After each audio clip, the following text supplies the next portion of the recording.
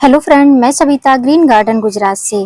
12 फरवरी के टाइम पर मैंने आपके साथ में एक पान का वीडियो शेयर किया था, जिस पर मैंने पान के पौधे में 6 जरूरी काम करके दिखाए थे। अभी आप उसका पौधे का अपडेट देख सकते हैं, कुछ इस तरीके से दिखाई दे रहा है। गर्मियां काफी तेज पड़ने लगी हैं और जैसे जैसे गर्मियां आएंगी पान की बेल में काफी अच्छी ग्रोथ होने लगेगी। पान की बेल को आप कई तरीके से लगा सकते हैं। आप अगर मनी प्लांट की तरह चढ़ाना चाहते हैं, ऊपर के साइड में हैंग करना चाहते हैं, वैसे भी लगा सकते हैं, या मेरी तरह इस तरीके से बुशी टाइप से बनाना चाहते हैं, स्पेस आपके पास में कम है या आप मैनेज नहीं कर पाते हैं, पौधा बहुत तेजी से बढ़ता है, बेल बहुत तेजी से बढ़ती है, तो आप इस तरीके से time to time pruning cutting करके उसको एक शेप में रख सकते हैं। बहुत सारे लोगों के क्वेश्चन रहते हैं कि पान की बेल हमारे गार्डन में बिल्कुल भी नहीं टिकती है, हम कटिंग लगाते हैं, कटिंग नहीं लगती है, तो उसका रीजन क्या हो सकता है? तो उसका रीजन खाली एक ही होता है, मॉइस्चर मेंटेन नहीं रहता है। जिनके गार्डन में पान की बेल बिल्कुल भी लगती नहीं है, रिपोर्टिंग करने के बाद में वो सूख जाती है, मर जाती है, तो उसका सबसे मेन रीजन रहता है सॉइल मिक्स। अब वैसे तो मैंने जो 12 फरवरी को वीडियो शेयर किया था उसमें आपके साथ में सॉइल मिक्स शेयर किया था, उसी सॉइल मिक्स में ये पौधा लगा हुआ है और ये वही पौधा है जो मैंने रिपोर्टिंग किया था। अभी आप इसकी ग्रोथ देख सकते हैं, धीमे धीमे से पौधा अच्छे से घना होने लगा है। जब वो 6 जरूरी काम करने के बाद में 1 महीना होने को आता है, तब आपको अपने पौधे में कुछ दूसरे तरीके के पोषक तत्व देने रहते हैं। एक ही खाद पर आपका पौधा हमेशा ग्रोथ नहीं कर सकता है। अगर आप पॉट गार्डनिंग करते हैं, एक सीमित स्पेस में गार्डनिंग करते हैं, तो आपको हमेशा ध्यान रखना है पौधे की जरूरत के हिसाब से पौधे को पोषक तत्व देने हैं, उसको और भी जो कीट पतंग वगैरह लगते हैं उनके भी उपचार करने होते हैं। कुछ टाइम पहले मैंने एक पत्ती से भी आपको पान की बेल ग्रो करके दिखाई थी, जिसका रिजल्ट कुछ इस तरीके से आप देख सकते हैं। 3 पान की बेल रेडी हो चुकी हैं और इनमें काफी अच्छी ग्रोथ होने लगी है। तो अभी आप देख सकते हैं ये मगई पान है जो बहुत आसानी से आपके गार्डन में लग जाता है। मॉइस्चर आप देख सकते हैं, शाम के टाइम में वाटरिंग करी थी। तो यदि आप पान की बेल की कटिंग लगा रहे हैं तो कम से कम 5 से 8 कटिंग आप लगाइए, तब आपको 2 से 3 कटिंग लगी हुई मिलेंगी। अब सॉइल मिक्स तो मैंने पहले वाले पान के वीडियो में आपके साथ में शेयर कर दिया है, कटिंग फिर से बता देती हूँ। अगर आप कटिंग से ग्रो करना चाहते हैं, जैसे कि ये पान की बेल है, आप देख सकते हैं इसमें नोड बने हुए हैं। यहाँ से आप देखेंगे तो आपको जड़ दिखाई दे रही होंगी, तो आप इसको यहाँ से कट करिए और यहाँ से कट करिए, या आप चाहते हैं बड़ी पान की बेल को लगाना तो आप यहाँ से कट कर लीजिए और 2-3 नोड एरिया के ऊपर से आप इसको कट कर दीजिए।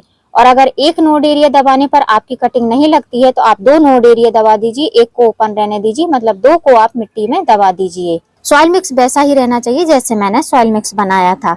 उसके बाद में आपने जिस भी पॉट में पान की बेल लगाई है उस पॉट को आपको किसी भी गमले की मिट्टी वाले सरफेस पर रख देना है। अगर आप मॉइस्चर मेंटेन नहीं कर पाते हैं, आपको नहीं पता चलता है कि कितना पानी देना है, इससे होगा क्या कि जब हम बड़े वाले गमले में पानी देंगे तो नीचे से ड्रेनेज होल से उसमें भी मॉइस्चर जाता रहेगा और ऊपर से अगर आप साबरिंग करते हैं तो थोड़ा थोड़ा पानी कटिंग जिसमें लगी हुई है गमले में उसमें भी जाता रहेगा। इससे मॉइस्चर मेंटेन रहेगा और कटिंग को रूट बनाने में आसानी होगी। अब इस टाइम पर बहुत सारे लोगों की परेशानी है कि हमारे पान की बेल की साइड की पत्तियां जल रही हैं। तो यहाँ पर आप देख सकते हैं मेरे भी पान के बेल की साइड की पत्तियां जल रही हैं। इसका सिंपल सा रीजन है, तड़कती हुई धूप, जो दोपहर की धूप रहती है वो बहुत तेज रहती है, हार्श रहती है 12 बजे के बाद की, जिसके कारण से ये पत्तियां जो है साइड से बर्न होने लगती हैं। क्योंकि ये पान की बेल की पत्तियां काफी ज्यादा सॉफ्ट रहती हैं, साइड से जो इनके एजेस रहते हैं वो बहुत ही ज्यादा सॉफ्ट रहते हैं, जिसकी वजह से आप देखिए ये ऊपर से आपको अच्छी दिखाई दे रही है लेकिन साइड से अब ये जो है जलने लगी है।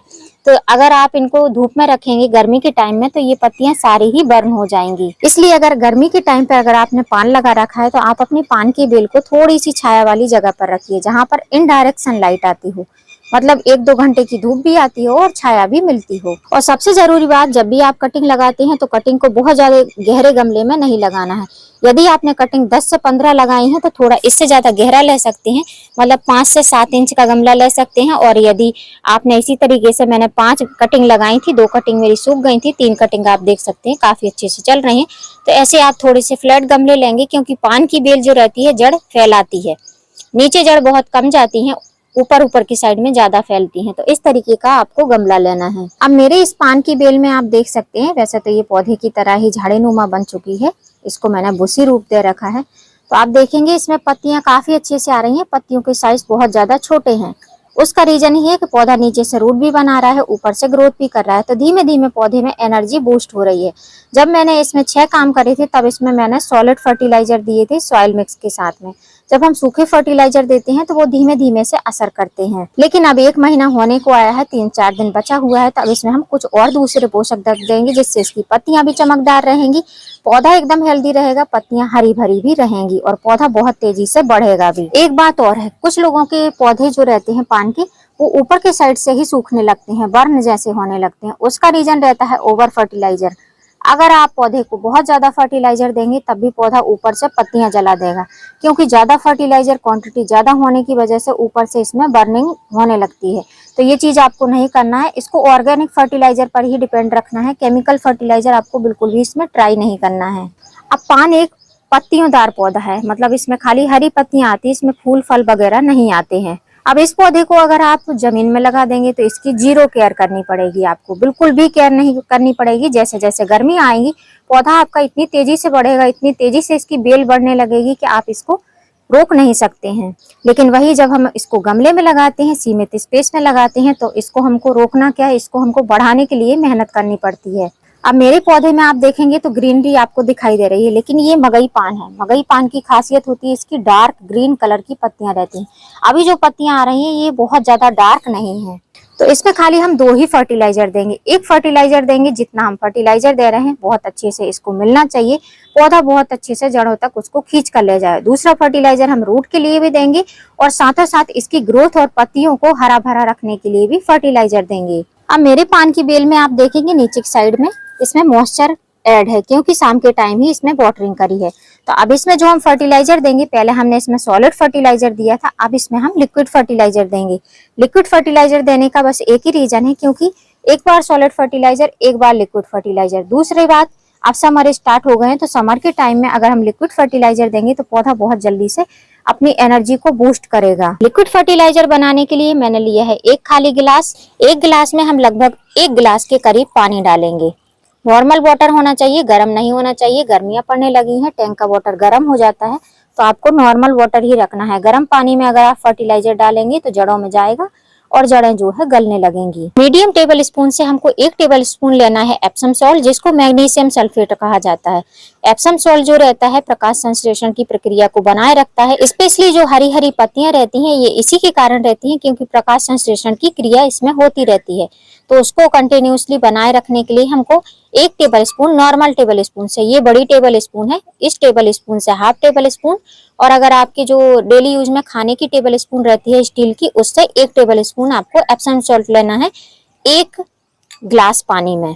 उसके बाद में सेकंड फर्टिलाइजर आपको ये लेना है, ये रूटिंग हार्मोन का भी काम करता है और सभी प्रकार के पोषक तत्व भी आपके पौधे को मिल जाते हैं। तो ये क्या है, ये है माइक्रोन्यूट्रिएंट सीविड एक्सट्रैक्ट। इसका आपको यूज करना है। यदि आपके पास में ये नहीं है तो इसकी जगह पर आप ह्यूमिक एसिड भी डाल सकते हैं, या लिक्विड फॉर्म में ये फर्टिलाइजर नहीं है तो सॉलिड फॉर्म में, ग्रेन्यूल्स फॉर्म में पाउडर फॉर्म करके आप 1 टेबल स्पून इसको दे सकते हैं। इसकी जो क्वांटिटी ली है मैंने, इसमें 10 ड्रॉप मैंने ली है, मतलब 10 बूंदे मैंने 1 गिलास पानी के लिए इसको यूज किया है। अब इसको भी हम इस पानी में डाल देंगे। ये सब वाटर सोलेबल फर्टिलाइजर रहते हैं और ऑर्गेनिक फर्टिलाइजर रहते हैं। इनको आपको बहुत ज्यादा मशक्कत नहीं करनी पड़ती, ये पानी में बहुत आसानी से घुलनशील हो जाते हैं। अब जो मैंने एप्सम सॉल्ट लिया था, एप्सम सॉल्ट में भी आपको 2 तरीके के ग्रेन्यूल्स मिलेंगे। एक बहुत छोटे छोटे से कण वाला मिलेगा एप्सम सॉल्ट, और दूसरा जो है जिस तरीके से मैंने लिया है इस तरीके का एप्सम सॉल्ट मिल जाएगा। और एप्सम सॉल्ट में शायद आपको कलर भी डिफरेंट मिल सकते हैं, मेरे पास में व्हाइट कलर का है जो मैं आपको दिखा रही हूँ। तो यदि इस तरीके का ग्रेन्यूल्स वाला एप्सम सॉल्ट है तो इसको 5 से 7 मिनट लगेंगे घुलनशील होने में, और अगर इससे भी ज्यादा छोटे कण वाला है तो वो बहुत जल्दी से डालते ही 2-3 मिनट में से वाटर सोलेबल हो जाएगा। अब हमारा लिक्विड फर्टिलाइजर बनकर रेडी है पौधे में देने के लिए। इन 2 पोषक तत्वों को अगर आप अपने पौधे में डाल देते हैं रिपोर्टिंग के 1 महीने बाद, तो पौधा आपका बहुत तेजी से ग्रोथ भी करेगा, पत्तियां भी चमकदार रहेंगी, पत्तियां हरी भरी भी रहेंगी, पौधा एकदम रॉकेट की स्पीड से बढ़ेगा। पान की बेल को ये 2 पोषक तत्व अगर आप देते हैं तो पौधे में बहुत अच्छी सी ग्रोथ आपको देखने को मिलेगी। अब इसमें आपको एक्स्ट्रा कोई भी पानी ऐड करने की जरूरत नहीं है, बस इसको एज इट इज आपको ऐसे साइड साइड से दे देना है, बस इतना ही करना है। और इस फर्टिलाइजर को आप स्प्रे बोतल में भरकर पत्तियों पर स्प्रे भी कर सकते हैं। पत्तियों पर अगर आप स्प्रे करना चाहते हैं तो आपको शाम का टाइम चूज करना पड़ेगा या सुबह 6 से 7 के बीच में आपको इसका स्प्रे करना पड़ेगा। मैं ओपन टेरेस गार्डनिंग करती हूँ, इसलिए मैं लिक्विड फर्टिलाइजर ज्यादा प्रीफर करती हूँ, क्योंकि इसके साथ साथ फिर हमको वाटरिंग कम करनी पड़ती है। और जो ये सीविड मैंने डाला है, सीविड डालने के बाद में मिट्टी जो है, मिट्टी में मॉइस्चर काफी अच्छे से मेंटेन रहता है, मतलब बहुत जल्दी से मॉइस्चर उड़ता नहीं है। तो ये आप पर डिपेंड करता है कि आपको लिक्विड फर्टिलाइजर देना है या फिर सॉलिड फर्टिलाइजर देना है। इसको घुमा घुमा के चारों कोने में अच्छी तरीके से डाल देना है। और जैसा मैंने बोला कि अगर आप डालना चाहते हैं तो आप इसको पत्तियों पर भी स्प्रे कर सकते हैं। फर्टिलाइजर उतना ही देना है जितना कि ड्रेनेज होल से निकलना नहीं चाहिए। अब मेरी मिट्टी में शाम को मैंने पानी डाला था तो मॉइस्चर काफी अच्छे से है, इसलिए ड्रेनेज होल से थोड़ा सा फर्टिलाइजर जरूर निकलेगा, लेकिन जितना पौधे को मिलना चाहिए वो उतना पौधे को जरूर ही मिल जाएगा। फर्टिलाइजर देने के बाद में, स्पेशली एप्सम सॉल्ट देने के बाद में, अभी गर्मियां स्टार्ट हो गई हैं, अगर आप एप्सम सॉल्ट दे रहे हैं अपने पौधे को, चाहे जड़ों में दे रहे हैं या पत्तियों पर स्प्रे कर रहे हैं, तो पौधे को आपको धूप वाली जगह पर नहीं रखना है। जो ओपन सनलाइट वाला एरिया है वहां पर बिल्कुल भी आपको पौधे को नहीं रखना है। अब यदि पान की पौधे को बहुत ज्यादा धूप मिलेगी, 2 घंटे से ज्यादा की धूप मिलेगी, डायरेक्ट सनलाइट, तो पौधे की पत्तियां भी बर्न होंगी और पीली होकर सारी ही पत्तियां झड़ जाएंगी। इसका मतलब ये नहीं है कि पौधे को आपको एकदम ले जाकर अंधेरे वाली जगहों पर रख देना है, ऐसा नहीं करना है। आपको इसको ओपन खुले में ही रखना है, जहां पर बहुत ही ज्यादा अच्छा उजाला रहता हो, लेकिन धूप बहुत ज्यादा नहीं लगनी चाहिए। अगर डायरेक्ट धूप लग रही है तो 2 घंटे 3 घंटे से ज्यादा इसमें धूप नहीं लगनी चाहिए। अब आज मैंने इसमें फर्टिलाइजर दे दिया है, इसके बाद में अब मैं शाम को इसमें वाटरिंग नहीं करूंगी। कल अगर मिट्टी ड्राई हो जाएगी तब इसमें वाटरिंग करूंगी, लेकिन शाम को पत्तियों पर पानी जरूर स्प्रे करूंगी। पत्तियों पर पानी स्प्रे करने से क्या होता है कि बहुत सारे लोगों के क्वेश्चन ये भी रहते हैं कि पत्तियां ऊपर से बर्न हो रही हैं, जो ऊपर का सबसे ऊपर का एरिया है जहां से ग्रोथ होती है वो बर्निंग हो जा रही है। तो उसमें एक रीजन ये भी रहता है कि पौधे की जो ये ब्रांच रहती है ये सूखी हो जाती हैं। जब ये सूखी रह जाती हैं जिसके कारण से ये सूखने लगती हैं, तो इस कारण से अगर इनमें मॉइस्चर नहीं रहेगा तो बिल्कुल ही ये ब्रांचेस सूख जाएंगी। तो डेली ही पत्तियों पर आपको सावरिंग करना है। इसके साथ साथ आपके पौधे की डस्ट भी खत्म हो जाएगी और पौधे को मॉइस्चर मेंटेन रहेगा, ब्रांचेस गीली रहेंगी, पौधा आपका बहुत अच्छे से बेल ग्रोथ कर पाएगी। तो अभी भी अगर आपने कटिंग नहीं लगाई है तो फिर से ट्राई करिए, जैसे मैंने बोला ज्यादा से ज्यादा कटिंग लगाइए, तब आपको उसके 50% या 30% ही रिजल्ट मिलेंगे। अब इसके बाद भी अगर कोई क्वेश्चन है तो आप कमेंट बॉक्स में कमेंट ड्रॉप कर सकते हैं, मैं उसका जवाब दूंगी। उम्मीद करती हूँ फ्रेंड वीडियो हेल्पफुल रहा होगा। वीडियो यदि अच्छा लगा तो वीडियो को लाइक करना, चैनल पे न्यू हो तो चैनल को सब्सक्राइब करना बेल आइकन के साथ। फिर मिलूंगी किसी नई वीडियो में नए टॉपिक के साथ, तब तक के लिए हैप्पी गार्डनिंग।